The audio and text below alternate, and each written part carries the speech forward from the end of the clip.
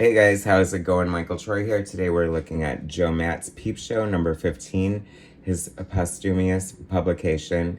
A very bittersweet episode today. So subscribe to my channel if you haven't already. Hit that like button and let's get right into it.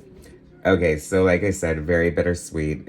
I am a big fan of Joe Matt, and Peep Show is like one of the funniest, best like slice of life comic books out there.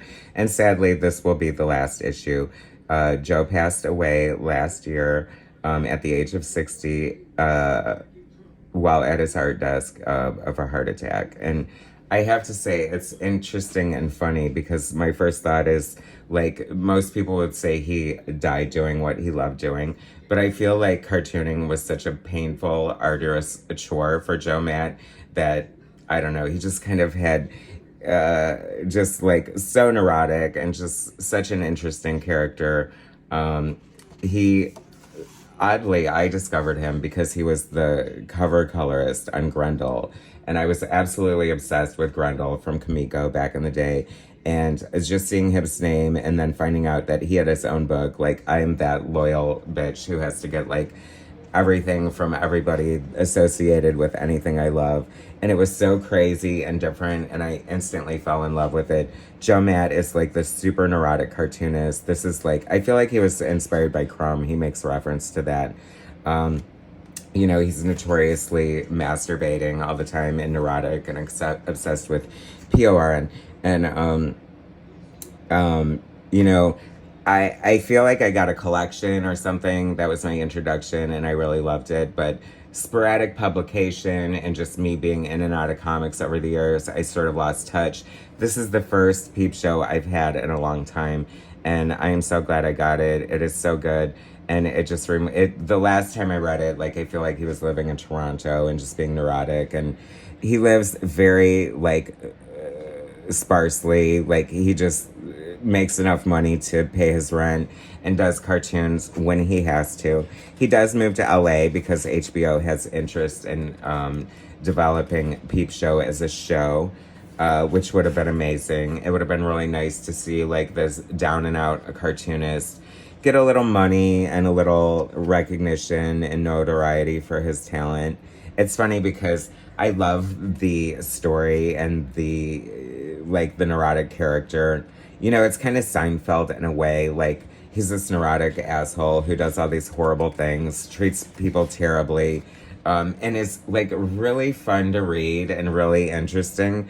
But you certainly, I don't think, would want to be his friend in real life. Am I right in thinking that sometime? I don't know. So it talks about him moving from Toronto to LA, how he's kind of into, like, how do I say this? Like, he has, like, an Asian fetish. He kind of fetishizes women for being Asian.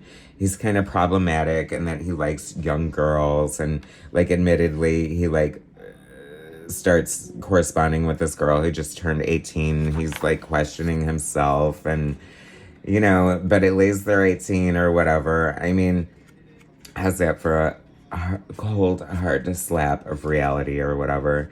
He's having this going away party from his friends, and they're saying like the best things they can possibly say about him, which isn't much.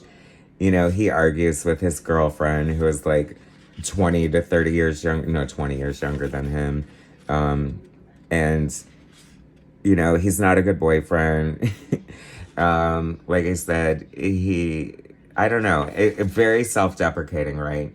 I mean, he's very aware in a lot of ways. I mean, you can't really pull it off if you don't have a certain amount of self-awareness, I guess. I have to talk about, like, the beautiful lettering, the beautiful ink work, and just, like the detail in some of this is just really gorgeous, and he talks about, like, what a chore it is for him.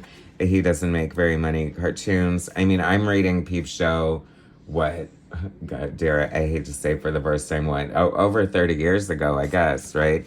Or 30 years ago. And we're only at number 15, like 30 years later. So that just goes to show, like, how much output this cartoonist has had in over decades and decades.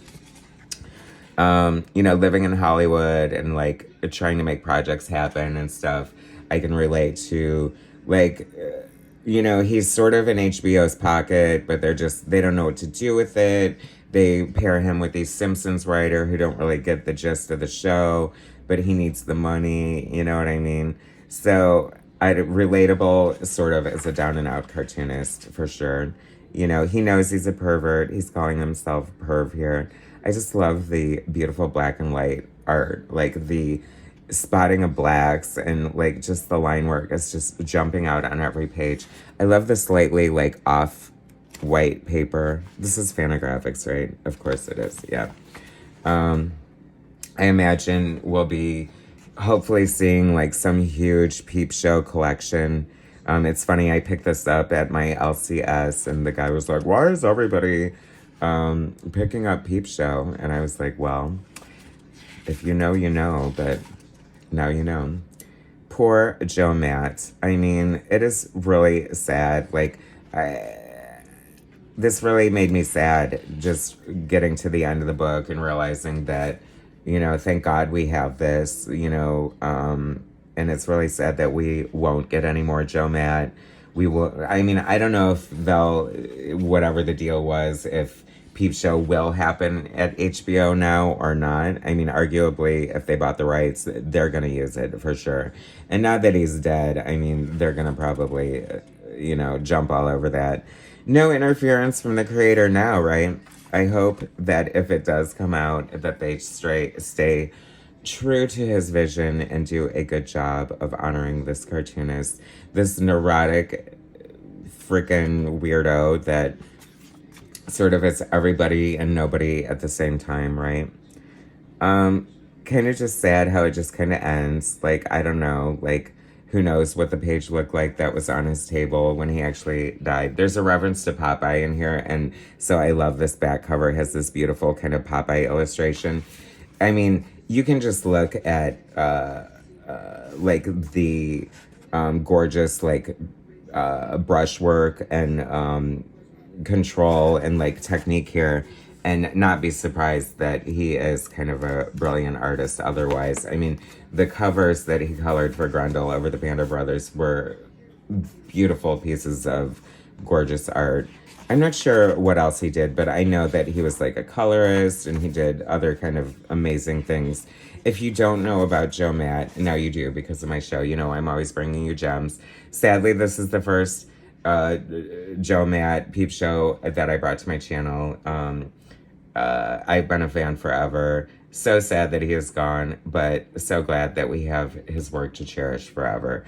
So don't hesitate to pick up any Peep Show or work by Joe Matt, especially if you like kind of like slice of life, crumb kind of stuff. It is laugh out loud hilarious and will pull on every heartstring you possibly have. Anyway, thanks so much for watching, guys. Subscribe to my channel if you haven't already. Hit that like button, and I will bring you more soon.